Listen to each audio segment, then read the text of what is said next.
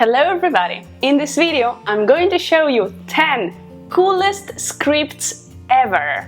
Pay attention, I didn't say the most beautiful, the most elegant, I said the coolest, because these scripts that I'm going to show you are somehow different from the scripts we know. And I'm sure the majority of these scripts you have never seen in your life, unless you are a linguist interested in this particular field. And I have to warn you right away that I'm not going to show Arabic or Chinese or Korean or Japanese. I know that these scripts are very interesting, very elegant and very beautiful, but in this video I want to talk about scripts that are interesting, that are different, as I've said before. And also I have to warn you that some of these scripts are of conlangs, of invented languages, artificial languages. I'm very sorry, I couldn't help adding 2 of these invented scripts in this chart because I like them, and I will explain why when we get to these languages. Okay, so let's start with script number 1. And before I present you the script that I put on the first position, I want to mention that there is no particular order of the scripts that I'm going to talk about, with the exception of script number 1, because personally for me is the most beautiful script ever. I just love it. And I think it's very elegant and very beautiful, so yes, this script is here for its beauty. My fault. So what is it? It's Tengwar, or Elvish. You probably know that Tengwar is a constructed writing system invented by J.R.R. Tolkien, the J.R.R. Tolkien. Honestly, I absolutely love this man. I think he's a genius. He's a genius of linguistics, of literature, and I absolutely love The Lord of the Rings. Actually, when I was a teenager, I was a fan of this movie. It was my favorite movie then, and now it's one of my favorite movies. And did you like this movie? Please leave a comment below the video about that. Okay, and let's come back to Tengwar. Within the fictional context of Tolkien's legendarium, the Tengwar were invented by the elf Fëanor and used first to write the elven tongues Quenya and Telerin. Later, a greater number of languages of Middle-earth were written using the Tengwar, including Sindarin. Tolkien used Tengwar to write English. Most of Tolkien's Tengwar samples are actually in English, because Tengwar is an alphabet. It can be used to write almost any language. The most notable characteristic of the Tengwar script is that the shapes of the letters correspond to the distinctive features of the sounds they represent. Similarly shaped letters reflect not only similar places of articulation, but also similar manners of articulation. Most letters are constructed by a combination of 2 basic shapes: a vertical stem, either long or short, and either 1 or 2 rounded bows, which may or may not be underscored, and may be on the left or right of the stem.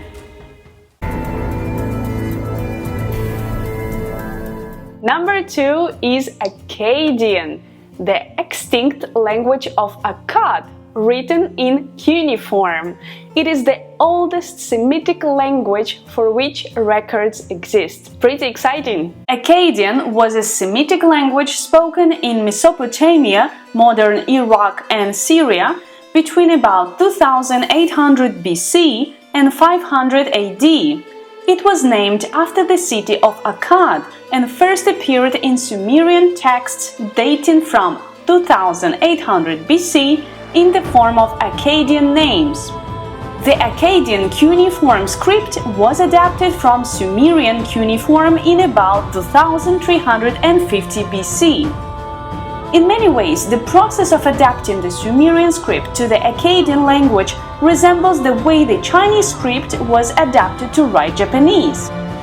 Akkadian, like Japanese, was polysyllabic and used a range of inflections, while Sumerian, like Chinese, had few inflections. During the 2nd millennium BC, the Akkadian language developed into 2 variants, Assyrian and Babylonian, in Assyria and Babylon. Akkadian became the lingua franca of the ancient Near East, but started to be replaced by Aramaic by the 8th century BC. After that, it continued to be used mainly by scholars and priests, and the last known example of written Akkadian dates from the 1st century AD. The type of Akkadian writing system is semantophonetic.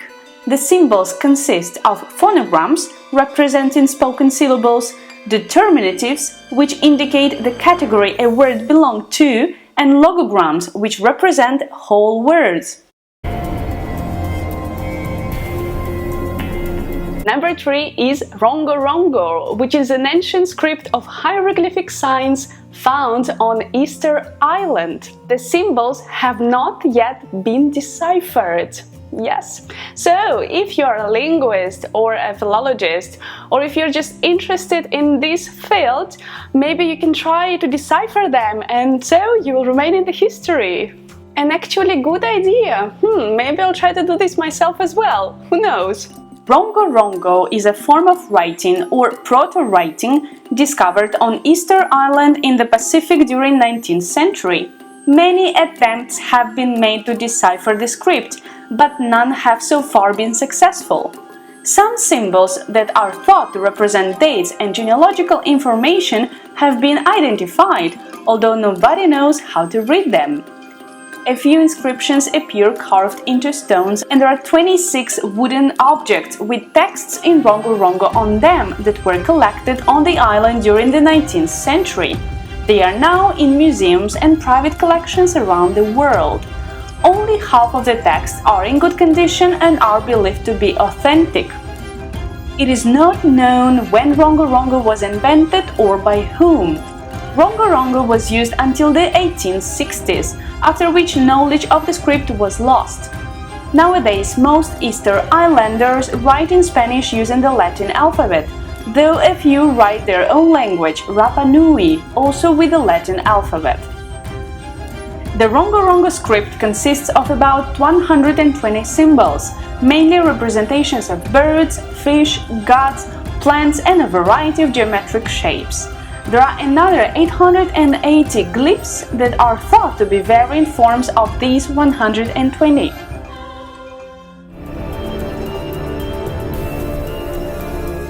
Number 4 is Ogham. I'm not sure I'm pronouncing it well, but that's at least the pronunciation that I found. So, Ogham is an ancient form of writing dating back to the 5th century Ireland. Ancient Ogham inscriptions were carved in stone or wood. Ogham is sometimes referred to as the tree alphabet, since each of the 20 main letters in Ogham's phonological alphabet is given the name of a tree. Ogham is written in both horizontal and vertical.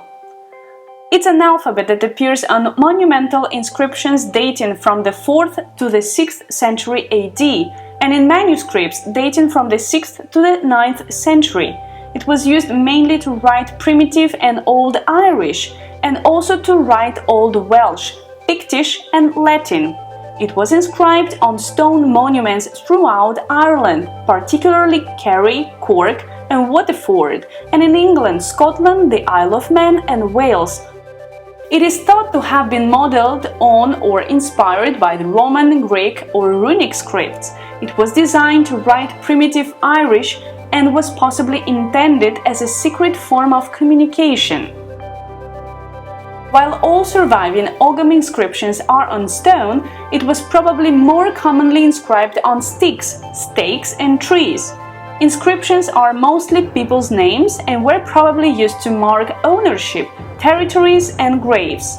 Some inscriptions in primitive Irish and Pictish have not been deciphered.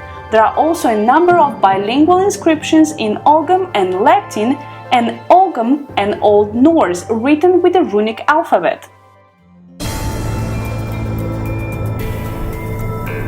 Number 5 is heptapod, from the movie Arrival. Yes, one more invented script and one more script from the movie. I'm very sorry, but I couldn't help mentioning this script here because although it's not a real script, it's rather a work of art, but the whole idea behind this script is absolutely amazing because your understanding of the haptapod's writing system affects the way you perceive time and suggests a deterministic universe where free will is exercised by not affecting the outcome of events.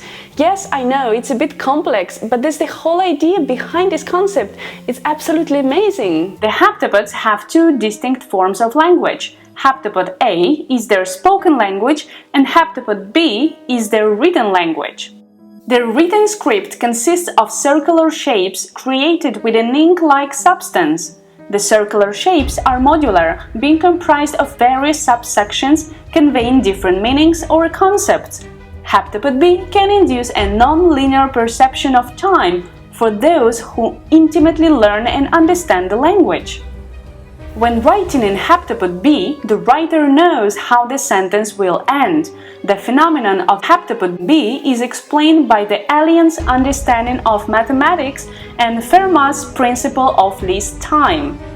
To use the haptapod language is to know the consequential and seemingly inevitable end result of your thought before you write or say anything. In simpler terms, in order to write a sentence in haptapod B, one must know any and all future outcomes of a statement, and how they intertwine with the present in which the statement is being made, highlighting how the future and present are intrinsically intertwined.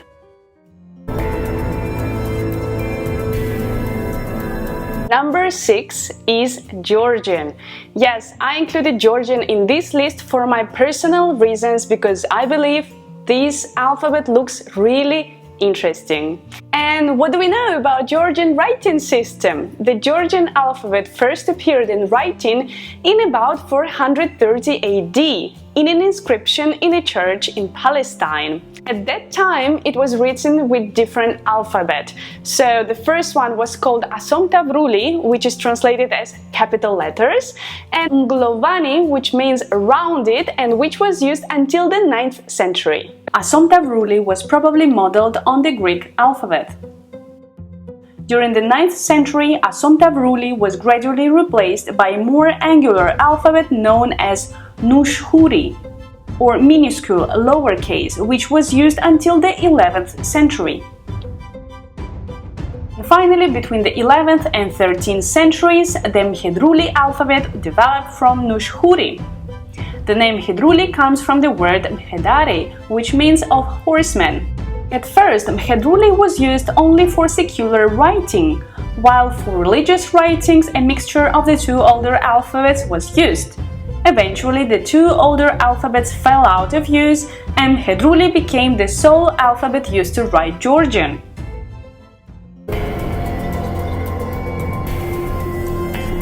Number 7 is called Tifinagh, or as I know it, the script of the Berber language. The Tifinagh alphabet is believed to have derived from the old Berber script, and today versions of Tifinagh are used to write Berber languages in Morocco, Algeria, Mali and Niger. And I remember the time when I personally saw an inscription in this script when I was in Morocco some years ago, and I was absolutely fascinated because, of course, I had never seen anything like that before, and I thought it was a very interesting script. That's exactly why I included it in this chart. The name Tifinagh possibly means the Phoenician letters, or possibly from the phrase Tifin Neg, which means our invention. The modern Tifinagh script is also known as Tuareg, Berber or Neo-Tifinagh, to distinguish it from the old Berber script. Public use of Tifinagh was banned in Libya by Colonel Gaddafi's government, however it's now used once again to some extent. The type of the writing system is alphabet and the direction of writing is left to right in horizontal lines. It's used to write Berber languages.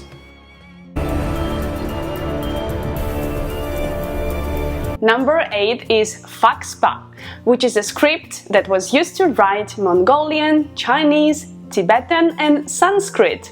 It looks very interesting. In 1260, Kublai Khan commissioned a Tibetan Lama to create a new national script to replace the Uyghur-based script. The old Mongolian script was thought unsuitable because it was borrowed from the Uyghurs rather than being a unique Mongol creation, and because it didn't do a very good job of representing the sounds of Mongolian, let alone other languages such as Chinese. The Faxpa script did not prove popular with Mongolian and Chinese officials. The many edicts prohibiting use of the older Mongolian script had little effect. Usage of the script among private individuals was even more limited. The Chinese abandoned the script completely after the Yuan dynasty collapsed in 1368, while the Mongols reverted to the Uyghur-based script. The most recent examples of Faxpa writing in Mongolian dates from the 1352, though there are some later examples in Chinese. However, the script is still used occasionally in Tibetan for decorative purposes on seals and temple inscriptions. The type of the writing system is a syllabic alphabet. Each consonant includes an inherent vowel sound. Other vowels are indicated by symbols that appear below the consonants.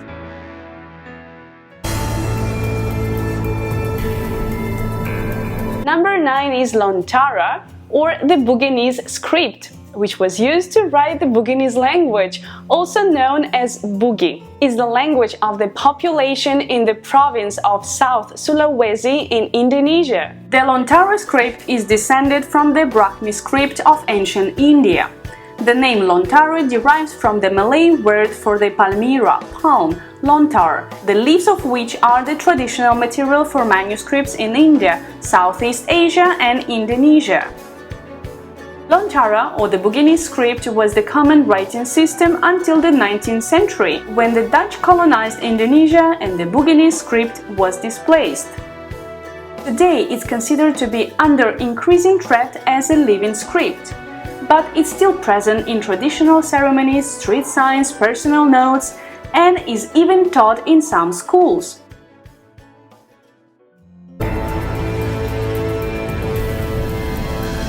And number 10 is Cree, which is an Algonquian language spoken by about 120,000 people in Canada, from the Northwest Territories and Alberta to Labrador. It is the most widely spoken Aboriginal language in Canada, and it has a very cool script used today. The history of the creation of the Cree syllabics has to do with the creation of the syllabary for the Ojibwe language in about 1840. And it was James Evans, who was a Wesleyan missionary, who invented the syllabary for the Ojibwe language. He had tried to produce a Latin-based orthography for Ojibwe, but eventually gave up and came up with a syllabary based partly on shorthand. The Ojibwe syllabary was adapted to write Cree. Thanks to its simplicity and the ease with which it could be learned, the Cree syllabary was hugely successful with the Cree people. Even syllabary for Ojibwe consisted of just 9 symbols, each of which could be written in 4 different orientations to indicate different vowels.